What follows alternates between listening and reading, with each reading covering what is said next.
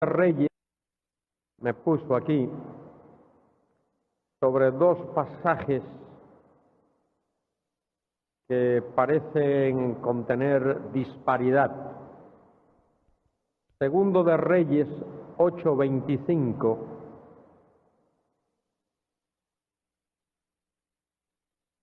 En el año 12 de Joram, hijo de Acab, rey de Israel, comenzó a reinar Ocosías, hijo de Joram, rey de Judá. De 22 años era Ocosías cuando comenzó a reinar y reinó 1 año en Jerusalén. Dice ahí, de 22 años era Ocosías. Y luego, en el libro de Segundo de Crónicas 22:2, dice, cuando Ocosías comenzó a reinar, era de 42 años. En un pasaje dice, en el de Segundo de Reyes, que era de 22, en el Segundo de Crónicas, que era de 42. Y la persona pregunta, ¿cuál de esos dos es correcto? Debo decir, para aclarar, que el inconveniente que existe con el uso de números, dígitos, tanto en el Antiguo como en el Nuevo Testamento, es que se usan letras, las letras del alfabeto. Nosotros tenemos una ventaja. Por supuesto, podemos escribir la palabra dos, D-O-S, pero poner el número 2. Y en muchos casos para aclarar, utilizamos las dos. Ponemos ahí, te envío 5,000 pesos, lo ponemos con letra y luego entre paréntesis ponemos el signo de pesos, una D, una RD, República Dominicana, y luego la cantidad. Eso lo podemos hacer, pero en hebreo no. En hebreo hay que jugar con letras. Y eso, cuando se copia un manuscrito, al copiarlo, uno se puede equivocar, o el que lo copia se puede equivocar. Estamos hablando ahora de la transmisión del texto, copias de manuscritos. ¿Por qué se puede equivocar uno? Bueno, ahora no puedo yo aquí no tengo para escribir, pero en el hebreo, por ejemplo, una R va así, y hay una curvita aquí y hacia abajo. Es una R. La D en hebreo es así, pero en lugar de ser la curvita, tiene como una colita ahí, un rabito, y luego hacia abajo. Y ese rabito pequeñito ahí sería el equivalente de una tilde. ¿Cuántas veces estamos nosotros escribiendo o escribimos en castellano y queremos poner una T y se nos olvida ponerle la tilde? O una ñ y se nos olvida ponerle la tilde a la ñ. Fácil. Entonces, en hebreo ocurre eso, solo que afecta particularmente a los números. A los números. Yo creo, personalmente, que lo que dice Segundo de Reyes 8:25 es la lectura correcta, que Ocosías tenía 22 años en lugar de 42. Y la razón de por qué hay esa diferencia en un pasaje y en otro, eso hay que resolverlo a través de la crítica textual que explica esto que he explicado, el hecho de que en hebreo, en el idioma hebreo, los números son letras, las letras del alfabeto, y que era fácil equivocarse al escribir. Hay un pasaje en el Apocalipsis, ya esto tiene que ver con el griego, pero es más o menos igual. Dice, bienaventurado el que guarda sus mandamientos. Y la palabra mandamiento en el griego es tolas, una N, una T, una L, una T, una O, una L, una A y una S, la palabra mandamientos, plural. Pero la palabra vestiduras es stolas, y la sigma casi que se forma igual que la N. De manera que uno que copiaba un manuscrito, pues fácilmente podía equivocarse y en lugar de poner mandamientos, poner vestiduras, ropas. Bienaventurado el que guarda sus ropas, o bienaventurado el que guarda sus mandamientos. Pero como podéis ver, fundamentalmente no hay ninguna doctrina que sea afectada ahí. El que guarda sus ropas muchas veces se refiere a vivir en santidad, y el que guarda sus mandamientos también vivir en santidad. Por eso guarda sus mandamientos. Repito, estos problemas se resuelven por medio de la ciencia que se llama crítica textual. Ahora aquí hay otra pregunta. Yo quisiera poder contestar las preguntas que me llegan. Esta no es una pregunta que me gusta enfocar, pues son cuestiones que no... yo soy un extranjero aquí y no me gustaría decir nada que alborote ningún panal. Dice, en nuestros días estamos enfrentando problemas entre los cristianos del grupo nuestro. Muchos, cuando se habla de el Señor me mostró, eso entre comillas, o el Señor me dijo, podría entenderse como discernimiento de espíritus, puesto que algunos creen algunas revelaciones, es decir, que hay revelaciones. Bueno, yo he dicho ya hablé acerca de esto. No creo que Dios está revelando nada nuevo a nadie hoy.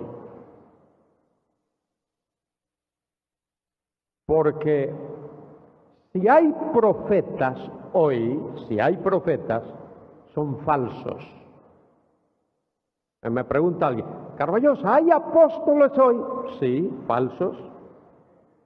¿Hay profetas hoy? Sí, falsos. Genuinos, no hay ningún profeta hoy. Según el Nuevo Testamento, no hay profetas. Y apóstoles tampoco.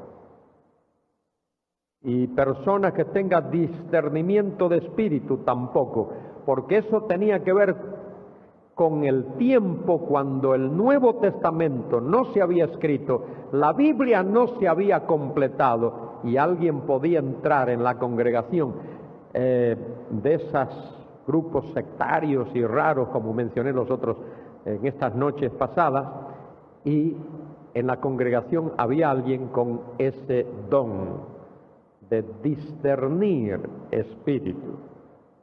Pero hoy no... Eso no existe porque no es necesario.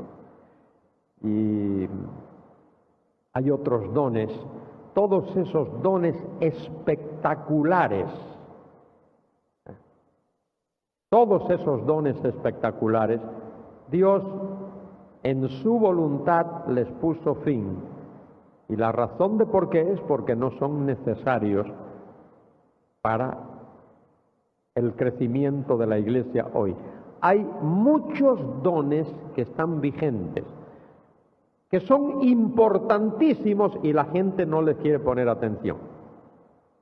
El don de la oración, el don de ayudas, el don de administrar, el don de evangelizar, el don de pastorear, el don de enseñar, el don de animar a otro, todo eso. Pero los otros dones, y hay muchísimos más, solo menciono esto, que alguien no me diga, usted no mencionó esto, yo no estoy mencionándolos todos. Hay personas que creen que cuando yo menciono aquí un nombre de un autor, tengo que mencionarlo a todos. Si menciono uno, tengo que mencionar a Farrell, a Calvino, a Lutero, a Melanchthon. No, menciono uno o dos, nada más. Pues no voy a mencionar toda la lista. Imaginaos, me pasaría yo aquí 3 horas mencionando nombres de grandes, muchísimos, grandes. El gran teólogo de la Reforma, Juan Calvino, el gran reformador y activista de la Reforma, Martín Lutero, y así, pero yo no voy a mencionarlos todos, y es interminable casi la lista. Bueno, hay dones, muchísimos de ellos, que hacen falta y que están vigentes, pero la gente quiere los dones espectaculares, particularmente esos que son, según la Biblia, dones inferiores. Además, el que da los dones sobrenaturalmente es el Espíritu. Primera a Corintios 12, 9, 11, Primera Corintios 2, dice que es el Espíritu el que da dones como Él quiere. Los da como Él quiere. Y todos no tienen que tener el mismo don. Pues si no, imagínense, es como si todo el cuerpo fuese ojo. Abre la puerta y vemos un ojo entrar por allí. Abrimos esta y vemos una oreja entrar por ahí. Abrimos la otra y vemos solo una nariz entrar. Bueno, es lo mismo. Dice Pablo, ¿son todos apóstoles? ¿Cuál es la respuesta? No. ¿Son todos apóstoles? No. ¿Son todos maestros? No. ¿Son todos evangelistas? No. ¿Hablan todos lenguas? No. ¿Todos interpretan? No. Porque hay diferentes dones para que la iglesia sea edificada, como en nuestro cuerpo hay diferentes miembros. Y cada miembro tiene una función, y cada miembro contribuye con su función especial. Bueno, yo comprendo la preocupación de este querido hermano. Yo solo digo, lo he dicho ya varias veces, y lo repito, y no tengo ningún problema en repetirlo, que hoy día nadie está recibiendo nueva revelación. Y es interesante que esos que dicen, el Señor me dijo, o tuve esta revelación de la Biblia, casi que no conocen nada. Y son como los niños que se sientan a la mesa y hay mucha comida ahí, que pueden comer, fabulosa comida, y están pidiendo otra cosa. Y ahí tienen delante la comida que está delante. Y eso de querer revelaciones y que Dios me dijo, eso es inmadurez y es infantilismo y es falta de discernimiento, de verdad. Entonces, seamos maduros en el Señor. Leamos las Escrituras, que sabemos que esa sí es la revelación escrita dada por Dios, inspirada, escrita bajo la supervisión del Espíritu Santo, y no andemos con otras cosas. Bueno, muy bien. Lección 4, interpretación. El estudiante debe estar preparado para realizar la tarea de interpretación. Esa preparación previa se consigue mediante las observaciones hechas sobre el contenido del pasaje y la investigación o análisis del texto que ha sido sometido a las preguntas interpretativas. ¿Ya veis el problema de ayer? Muchos querían darme interpretación sin haber hecho las observaciones ni las preguntas interpretativas. Eso es como quererte comer una comida que está sin cocinar. Te va a empachar. ¿Entendéis la palabra empachar? Te va a empachar. La comida tiene que estar cocinada, sazonada y cocinada para poderse comer. De manera que hay que prepararse para la interpretación. Y uno se prepara haciendo este trabajo de observaciones y de preguntas interpretativas. Es como construir una carretera. Los ingenieros de camino no traen el equipo. A ver, rieguen ahí asfalto. No. ¿Qué hacen primero? Preparan el terreno, quitan los obstáculos, las piedras, hacen todo y luego aplanan y ponen ahí para que haya una base sólida y luego ponen el asfalto. Bueno, ese asfalto sería como la interpretación y todo el trabajo previo, las observaciones y las preguntas interpretativas. Hay que hacer el trabajo previo. Hay que hacerlo. Eso es importante. Si tú eres deportista, tú no vas al campo de deporte, no vas a jugar baloncesto si no has tenido horas de práctica, de entrenamiento. No vas a jugar fútbol si no has tenido horas y horas y horas de práctica, de entrenamiento. Si eres músico, no vas a dar un concierto si no has tenido horas y horas y horas de entrenamiento, de práctica. Esa es la preparación. Y sin esa preparación, malamente, malo. Las preguntas interpretativas darán lugar a respuestas interpretativas, que a su vez conducirán a la interpretación. ¿Qué significa esta palabra? Pues significa esto. Ya tienes qué significa. Eso te va a llevar a la interpretación.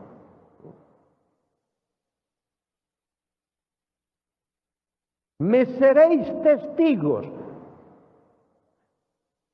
¿Qué significa eso de testigos? Bueno, significa dar un testimonio fehaciente, un testimonio nítido, un testimonio puro de algo que uno ha visto, que uno ha experimentado. Me seréis testigos. ¿Testigos de qué? Testigos de que Cristo vive, testigos de su resurrección. Y aquellos que tenían que dar testimonio de eso habían visto al Señor Jesucristo. Esos fueron apóstoles del Señor, que vieron al Señor. Por eso cuando Pablo tiene que defender su apostolado, dice, y me apareció a mí, al último de todos, al postrero de todos, como un abortivo, es decir, uno nacido fuera de tiempo. Pablo defiende su apostolado diciendo, he visto al Señor.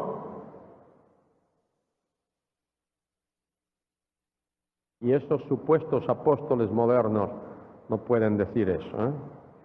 Muy bien, vamos a ver entonces la cuestión de la interpretación o hermenéutica. Interpretación o hermenéutica. Ya expliqué el porqué de la palabra hermenéutica. Viene del dios griego Hermes, que era el dios intérprete. El dios Hermes, el dios intérprete. Interpretación o hermenéutica es la ciencia, leyes o normas, y el arte, la práctica por la cual se determina el significado del texto bíblico. ¿Cuál se determina?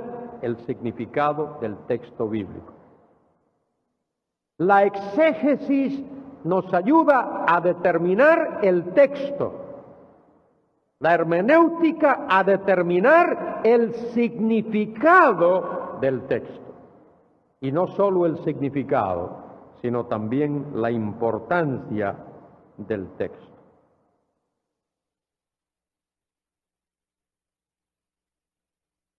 La hermenéutica establece los principios que gobiernan la comprensión de lo que uno lee o estudia. Cuando leemos cualquier cosa, aunque sea el periódico, el diario, cuando lo leemos estamos interpretando. Siempre estamos interpretando. Existe una estrecha relación entre hermenéutica y exégesis. Existe una estrecha relación entre hermenéutica y exégesis. Prácticamente lo acabo de decir hace un momento. La hermenéutica es el lado teórico, la exégesis es el lado práctico. La hermenéutica establece las reglas de la interpretación. La exégesis aplica dichas reglas al texto bíblico. ¿Alguien tiene dudas respecto de esto? ¿Cuál es tu pregunta? Sí. Bueno, es que las dos van unidas. La hermenéutica necesita de la exégesis y la exégesis también necesita de la hermenéutica. Por eso es que hay una estrecha relación entre ambos. Hay una estrecha relación. La hermenéutica es el lado teórico y la exégesis es el lado práctico. ¿Cuál se usa primero? ¿Cuál se usa primero? Primero se usa la exégesis. Primero se usa la exégesis y luego la hermenéutica. No puede haber hermenéutica, no puede haber interpretación si no ha habido exégesis.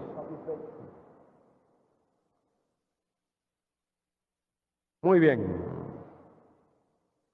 Interpretar es comprender el significado de una cosa.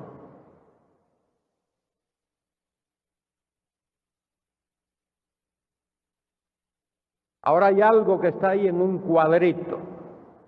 Esto, mire.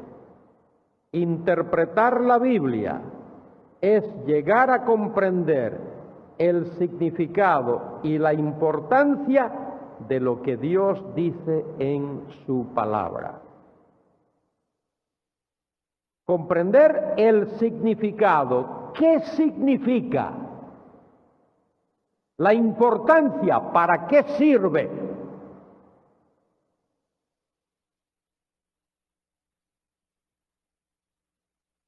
Eso cuyo significado es esto, ¿para qué sirve? ¿Para qué sirve?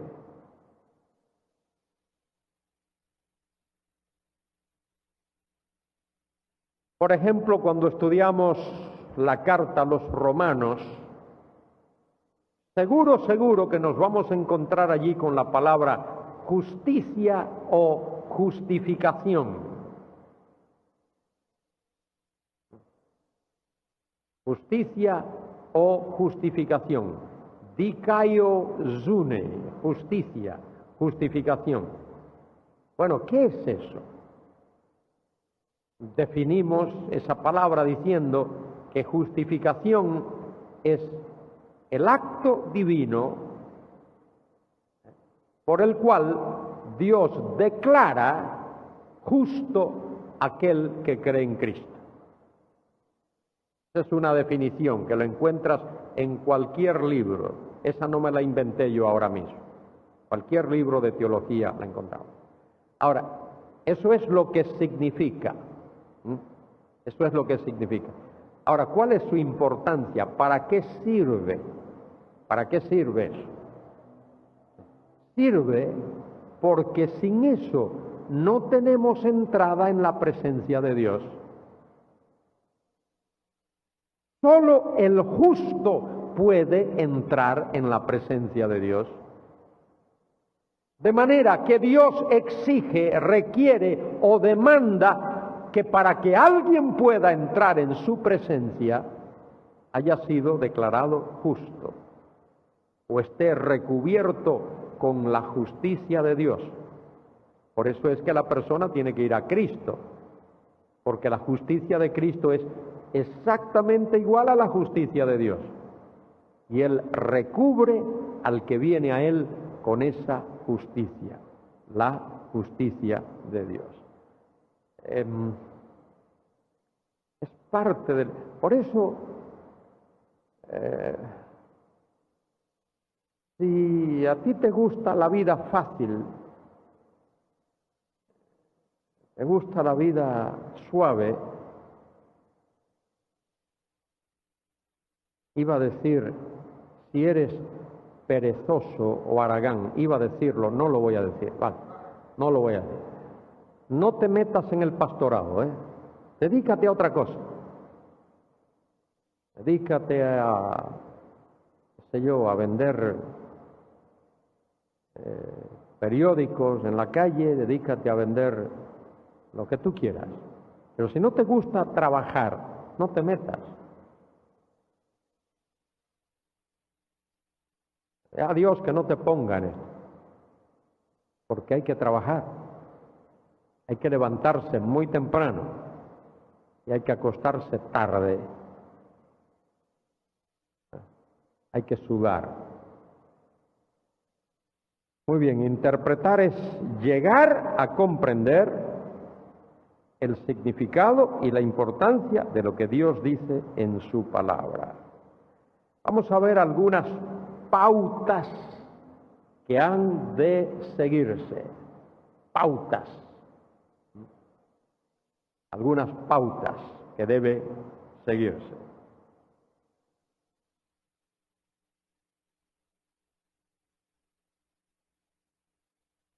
El intérprete de la Biblia necesita depender de la iluminación del Espíritu Santo. Eso es obvio. Eso es fundamental. Ese es el punto de partida. Que el Espíritu Santo ilumine tu mente para comprender. Hay algunos pasajes ahí que sugiero que lo leas. Segundo, el intérprete debe usar las mismas normas a lo largo de su interpretación.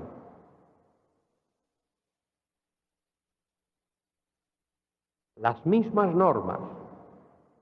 No debe de cambiar de normas, de leyes, de tercio, no debe de cambiar.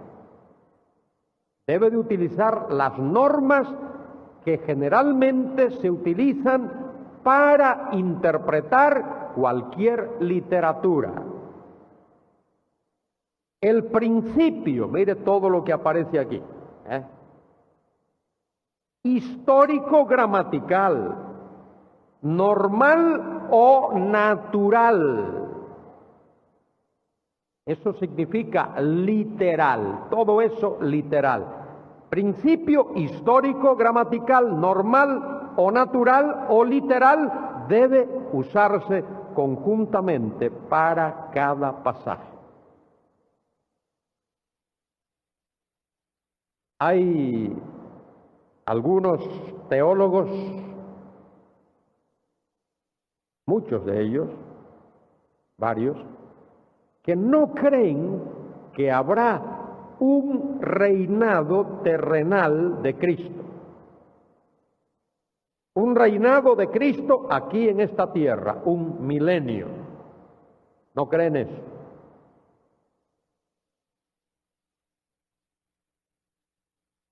Y esos teólogos son buenos teólogos en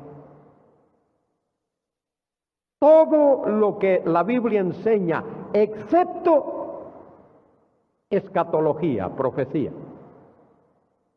Interpretan literalmente la doctrina de la Trinidad, la doctrina de la salvación, la doctrina del pecado, la doctrina de Satanás y los ángeles, pero cuando llegan a la escatología, la profecía, abandonan la interpretación literal y se meten en la interpretación alegórica.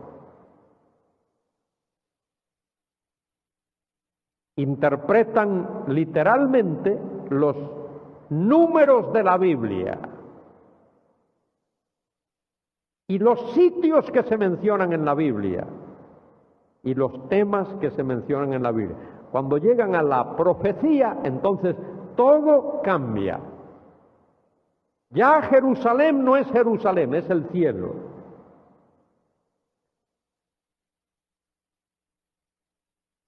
Ya los montes y los valles de los que habla la Biblia en la descripción del reino ya no es eso, es otra cosa. Y ya los 1000 años no son 1000 años, es un tiempo indefinido. Yo creo que esa es una hermenéutica lamentable,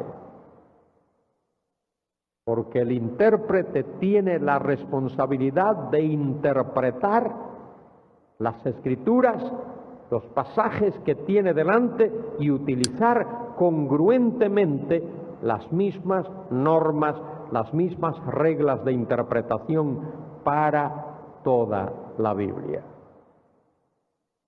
Por eso se cometen aberraciones.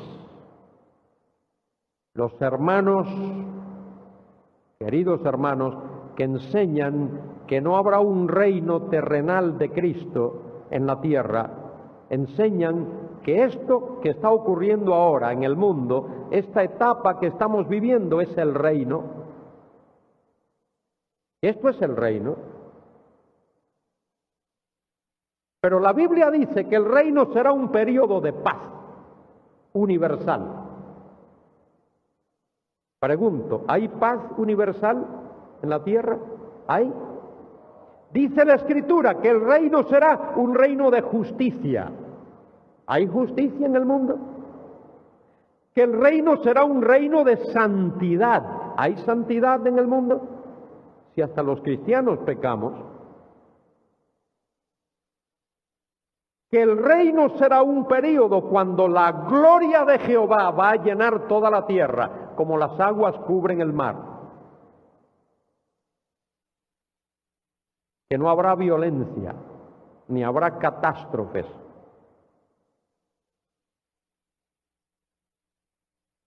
Que el reino, ese cuando Cristo venga, será un periodo de tiempo cuando el diablo esté neutralizado. No estará activo en la tierra. No podrá tentar a nadie ni causar daño a nadie. Pero ¿qué dice la Biblia de esta época, de ahora? Primera de Pedro 5:8. El diablo anda como león rugiente buscando a quien devorar. Hechos capítulo 5. Ananías y Zafira, ¿por qué permitisteis que Satanás llenase vuestro corazón?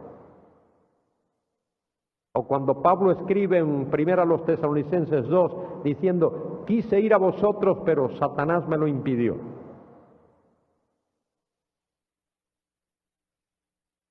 Entonces, ahí están las evidencias bíblicas. Lo que uno no debe hacer, yo no quiero hacer esto, y pido al Señor que me libre de eso, es porque yo quiera aferrarme a un sistema de teología que alguien diseñó, quitar mi vista de lo que dice la Biblia. Quiero que mi teología salga de la Biblia. No quiero leer mi teología hacia la Biblia. No quiero obligar que la Biblia acepte mi teología. Quiero que la Biblia me dé su teología, me llene de su teología. Esa es la diferencia. Entre paréntesis, eso es lo que intento hacer en ese libro que llegó ayer aquí, Cristo Rey de Reyes. Eso es lo que intento hacer. Intento practicar eso. Y dejo el juicio en las manos del lector, si eso se hace o no. Tercero, el intérprete debe reconocer el uso de figuras de dicción y darle el significado que tienen en el uso cotidiano. Darle el significado que tienen en el uso cotidiano. Ejemplo de esto, en la epístola de Santiago, Santiago dice, por ejemplo, que el que duda es como el oleaje del mar. Eso es una figura. El que ha estado a la orilla del mar ve que las olas van y vienen y suben y bajan y vuelven. Y ese oleaje del mar manifiesta inconstancia. De manera que esa figura, el que duda, es como el oleaje del mar, eso refleja inconstancia. Es una persona inconstante. Y ya he mencionado cuando Santiago dice, la lengua es un fuego, un mundo de maldad. Santiago está utilizando ahí la figura que se llama metáfora. La lengua es un fuego.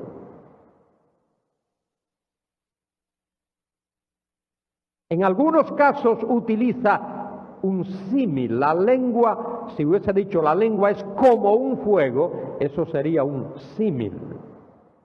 Y así hay muchísimas figuras en esa epístola que intento también destacar.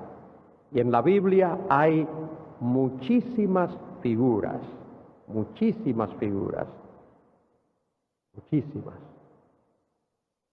En el Evangelio según San Juan hay muchísimas. El Señor Jesucristo dice, yo soy el pan de vida. Pan no es solo eso que se hace con harina y se mete en el horno. La palabra hebrea lechem significa alimento, comida básica. De manera que cuando Cristo dice yo soy el pan de vida, está diciendo que Él es como el alimento básico, como la comida básica que una persona necesita. Yo soy el pan de vida, el que a mí viene no tendrá hambre, el que en mí cree no tendrá sed jamás. Y lo mismo ocurre en el libro del Apocalipsis. Es un libro que está repleto de figuras de dicción. Pero siempre las figuras tienen un equivalente. Toda figura tiene un equivalente. El equivalente de esa figura, ese es su significado literal. Ese es su significado literal. Cuando nosotros decimos, esta persona, oye, tiene ojos de águila. ¿Habéis oído esa expresión? Alguien tiene ojos de águila. Es una figura. Queremos decir que ve bien. Y eso lo entendemos. Tener ojos de águila es ver bien. O fulanito, este señor es un lince, decimos. Es una persona muy lista. Ser un lince es ser una persona muy lista. De manera que hay figuras muchísimas en la Biblia, muchísimas. Al anticristo se le llama la bestia, no porque físicamente se parezca a un cuadrúpedo, sino porque la expresión la bestia describe su carácter. A Satanás se le llama el dragón, tampoco por su apariencia física, sino porque es un ser temible, Por eso se utiliza la palabra dragón para referirse a Satanás. Digo que el intérprete debe reconocer el uso de figuras de dicción y darle el significado que tienen en el uso cotidiano. Y una nota ahí que pongo: las figuras de dicción tienen la finalidad de ayudar a la comprensión del texto. Se usan para aclarar, no para oscurecer el pasaje. Las figuras de dicción se utilizan para que algo abstracto significa que uno no puede tocar, que no puede oler, que no puede ver, se convierta en algo concreto, algo que uno puede manejar, puede tocar, puede oler, puede ver. De manera que las figuras están para ayudarnos. Las figuras de dicción tienen la finalidad de ayudar a la comprensión del texto. Se usan para aclarar, no para oscurecer el pasaje. Una nota más ahí. Bueno, hay un punto 4. Ahí está. El intérprete debe interpretar todo pasaje dentro de su contexto histórico, cultural y gramatical. Esa es una regla fundamental de la hermenéutica. He dicho que la hermenéutica se rige por reglas, por leyes, por normas. Por eso es una ciencia. Una ley imprescindible de la hermenéutica es esta: todo pasaje debe de interpretarse dentro de su ambiente, de su entorno, de su contexto histórico, cultural y gramatical. Esa norma no debe violarse. Otra regla de hermenéutica es la que acabo de mencionar antes, que hay figuras de dicción que hay que tener en cuenta. Esa es una norma, una regla de hermenéutica. El uso del lenguaje figurado, eso debe tenerse en cuenta a la hora de estudiar cualquier pasaje de la Biblia. Y hay que tener en cuenta el contexto histórico. ¿En qué época de la historia se dijo eso, se escribió eso? ¿A quién se le dijo? ¿Qué implicación cultural hay ahí? ¿Y qué implicación gramatical hay? Ya hemos hablado bastante de eso. Ahora, debe recordarse, recuérdese que toda buena interpretación es aquella, pon atención a esto, toda buena interpretación es aquella que da a cada palabra o frase el significado primario, cotidiano, generalmente reconocido y aceptado. Debe de haber una coma después de cotidiano. Después de cotidiano debe de haber una coma. Ahí. Primario, cotidiano, es decir, diario, generalmente aceptado o reconocido y aceptado. Cualquier significado secundario debe basarse siempre en el significado primario. La responsabilidad primordial del intérprete es descubrir y explicar la intencionalidad del autor original. ¿Quieres estudiar la epístola de Pablo a los romanos? Tienes que entender, estudiar y comprender, entender cuál era la intención de Pablo cuando dijo cada una de las cosas que escribió en esa epístola. ¿Cuál era su intención? Si no, no estás interpretando la Escritura. ¿Qué quiso decir el autor original? Y el predicador, el maestro, tiene dos opciones, solo dos. O predica su mensaje, su sermón, el suyo o el de la Biblia. No hay más, no hay más. Erróneos. ¿Cuáles son? Métodos erróneos. El método alegórico es un método erróneo. Eso es lo que hacen los amilenaristas cuando intentan interpretar la profecía, el milenio, las cosas futuras. Emplean el método alegórico. Una alegoría es una metáfora extensa. Este método es de origen pagano. Eso fue lo que los griegos inventaron para interpretar su mitología. Los filósofos griegos, no queriendo provocar una rebelión en medio del pueblo que creía todas esas historias mitológicas, se inventaron la alegoría, método alegórico de interpretar.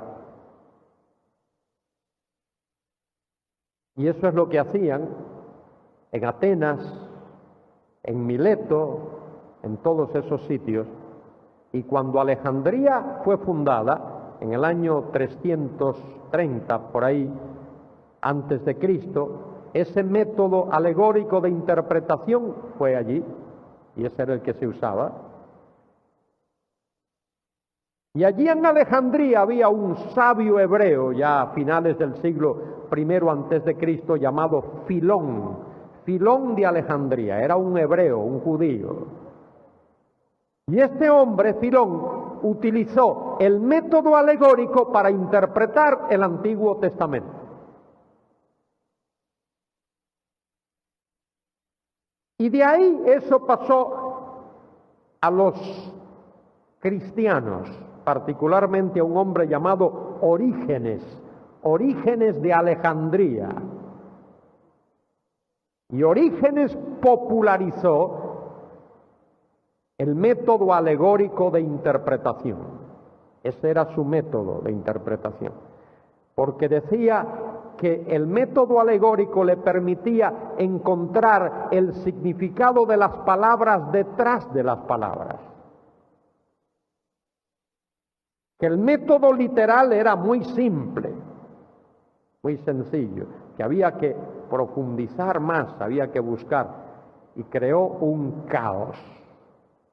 Y posteriormente, la segunda mitad del siglo IV al siglo V, San Agustín de Hipona adoptó el mismo método. Y ahí sí, eso se extendió. San Agustín, con sus escritos, pues dio a conocer, y muchos quisieron imitar a Agustín y comenzaron a aplicar el mismo método de interpretación. Vamos a ver, ese método es negativo porque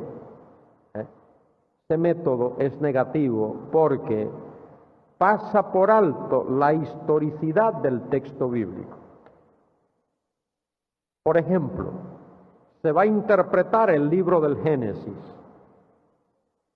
Si se interpreta alegóricamente, habría que decir que no hubo un personaje, un ser, una persona llamada Adán. Adán es cualquier hombre, todo hombre es Adán. No hubo una mujer llamada Eva. Eva es cualquier mujer, toda mujer en el mundo. No hubo un sitio llamado el huerto del Edén, es cualquier lugar donde uno se sienta bien. Y así sigues, llegas a Abraham. No hubo un ser humano, un personaje llamado Abraham que salió de Ur de los Caldeos con su mujer Sara y con su sobrino Lot y con sus siervos. No, Eso es solo para describir la historia de la fe y se le pone nombres. Eso es totalmente ridículo, pero eso es lo que el sistema alegórico hace. ¿Cuál es el primer problema? Destruye la historicidad del texto. Segundo, carece de control para establecer una interpretación objetiva. ¿Por qué?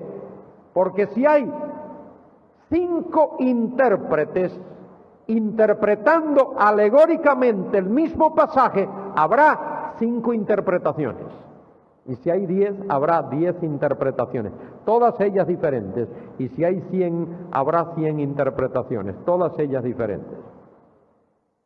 El método alegórico carece de control. El único método que establece un control es el método histórico, literal, normal, natural, literal, porque se guía por reglas, por leyes, por normas concretas. El segundo método erróneo es el método que se llama desmitificante. Este método, aunque no lo produjo, sí lo popularizó el alemán Rudolf Bultmann. Este método fue promovido por el alemán Rudolf Bultmann, nacido en el año 1884 y murió no hace mucho tiempo, ya muy mayor. Bultmann siguió a otro teólogo alemán llamado David Strauss, como el músico, pero no eran familia. David Strauss. David Strauss escribió una introducción, un libro llamado La vida de Cristo, Lebe Jesus, vida de Cristo. Y ahí plantea que la iglesia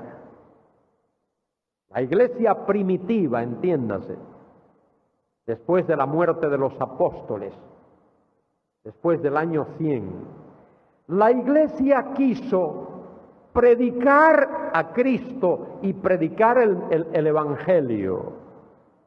Y para hacerlo atractivo, para que los oyentes, el auditorio, la gente, quisiese escucharles, pues la iglesia primitiva saturó el mensaje de los evangelios de mitos.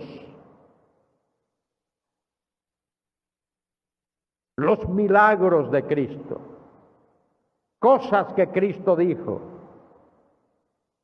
Y entonces la idea de Strauss y después la de Bultmann es que para descubrir, para encontrar al verdadero Jesús, al Jesús histórico, hay que quitar todos esos mitos. Todos esos mitos. Para que la interpretación sea verdaderamente científica. Bultmann considera que la historia bíblica está saturada de mitos, que hay que eliminar para que la interpretación sea científica y aceptable al hombre moderno. El hombre moderno no cree eso de los milagros y cosas espectaculares, entonces hay que quitar todo eso. También hubo un hombre que no era teólogo de profesión. Este hombre comenzó siendo músico. Era un gran organista, gran músico. Después, a los 50 años, entró en la escuela de medicina y estudió medicina y se hizo médico porque quería servir a la humanidad. Su nombre, Albert Schweitzer. Albert Schweitzer. Y Albert Schweitzer, a principios del siglo pasado, escribió un libro titulado In the Quest for the Historical Jesus, en la búsqueda del Jesús histórico. Y hace un planteamiento algo parecido, poquito diferente, pero algo parecido a Bultmann y a otros. Y Schweitzer dice que Cristo, al final de su ministerio, se frustró, y él mismo, por así decir, quiso que lo mataran, porque estaba desencantado, estaba frustrado, etc. Y ese es el Jesús histórico, el Jesús que estos hombres intentan presentar. Bueno, esos dos métodos, está de más decir que ambos son totalmente erróneos, para mí inaceptables, ninguno de los dos, ni el alegórico ni el desmitificante.